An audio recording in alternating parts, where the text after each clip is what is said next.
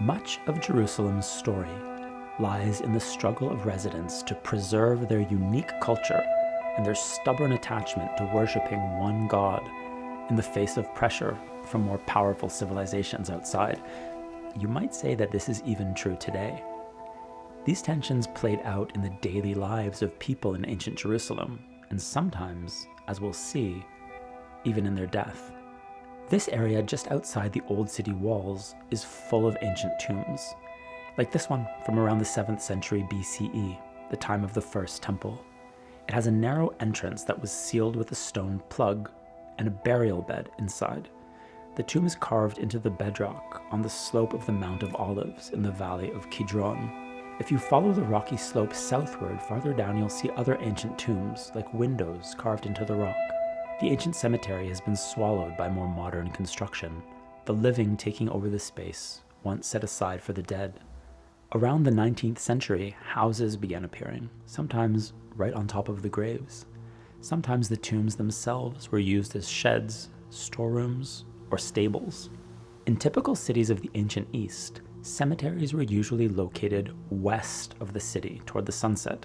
The sinking of the sun represented a little death. But in ancient Jerusalem, it was the other side, the eastern fringe, that was chosen for burial because this was the side facing the desert. The desert was unsuitable for life or agriculture. It was seen as frightening, a place from which all kinds of horrors and misfortunes might come. So this side of the city was turned over to the dead. Some of the most interesting tombs come from one specific period, that of the Hasmonean dynasty, around the 2nd century BCE. In these tombs, we can learn a great deal not only about the power and influence of these Jewish rulers, but also about the key cultural struggle of their times. The dominant culture of the time was Hellenistic, the civilization of the Greek world.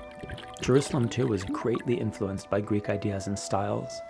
In response, many Jews promoted a policy of isolationism, rejecting Hellenistic influences that seemed repugnant or foreign. Theaters, for example, or sports arenas, or an excessive attention to physical beauty, all of which were seen to contradict the spirit of the Jewish religion, not to mention the polytheism of the Greeks and the worship of idols. For believing Jews, paganism was intolerable. In fact, at this time, for the only time in Jewish history, we see examples of the forced conversion of pagans to Judaism. The Hasmonean kings came to power after a revolt against foreign Hellenistic domination. They did much to build Jerusalem as an important regional capital, center of the Judean kingdom. But they too were not immune to the influences of the global culture of the time. It's in these years that Greek culture began to affect not only the life of the city, but also the traditions around death. Inside the tombs, niches appeared in the Greek style, along with ossuaries or bone boxes, similar to ones in use in Greek-speaking Alexandria. This is quite remarkable because two of the most conservative markers of material culture are food and burials. Other aspects of culture are faster to change, but burial systems tend to remain constant for a long time and to reflect their national origins. But eventually, even these change, and this is what we see happening here in Jerusalem's ancient cemetery. Look at this structure. It's entirely Greek in design. The details are drawn from a mix of styles, Ionic capitals, a Doric frieze, a structure on top that seems Egyptian in appearance, and crowning it all, a blooming lotus flower. This mixture is characteristic of the Hellenistic period. The entire lower section of the structure, up to the start of the strange dome-like top, is carved from a single piece of stone, cut from the bedrock by master artisans. You can see where the stone was cut away on all sides. Surprisingly, there's no burial chamber inside. It's purely monumental. The large hole in the middle was made by ancient grave robbers searching for treasure. The actual tomb associated with this monument is behind it and slightly to the left, beneath this beautiful triangular carving. There are a few legends about which royal figure was buried here, but we don't have evidence. What is clear is that though the Hasmonean dynasty may have begun with a rejection of Hellenism and a call for Jewish purism, their tomb is very much in Hellenistic style.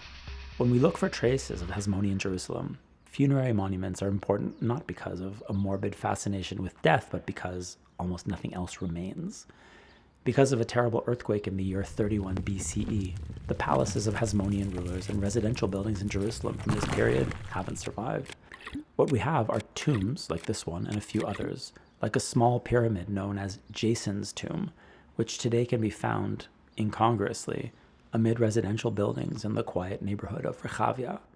But buildings from the Hasmonean period remain in other places, like Jericho in the desert to the east of Jerusalem, and at Masada on the western shore of the Dead Sea.